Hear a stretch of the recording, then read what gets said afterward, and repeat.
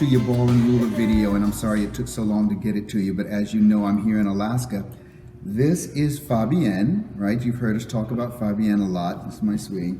I love her. She's one of my old students from my performing team years and years ago, and she's reopening the academy here in Alaska, so you've heard us talk about that. Very quickly, this ball and ruler concept is this. On the table here, okay, we have something round, okay, which will signify ball, something straight, which will signify ruler.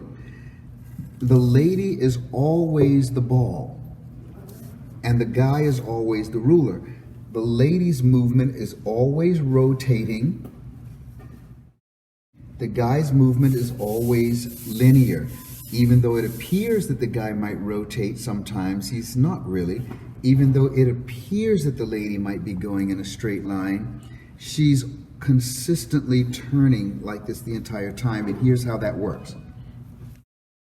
Depending on the speed, because you already know about foot speed and body speed, so depending on the speed of your movement, you can either move together, right, like that, or if body speed is moving quicker or slower or different from foot speed, what you get is something like this.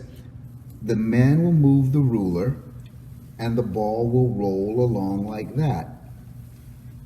Okay? When the ball reaches the end of the ruler, the guy doesn't turn into the ball, he simply does this.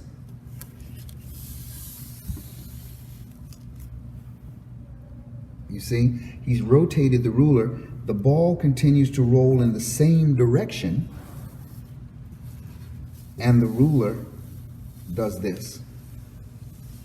And the ball continues to roll in the same direction, right?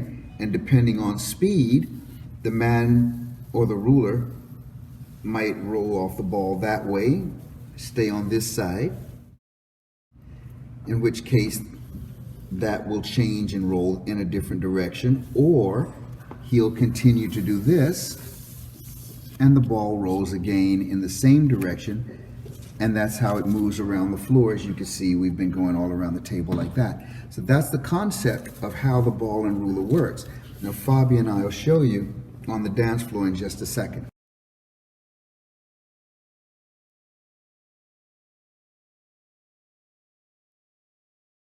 Teach me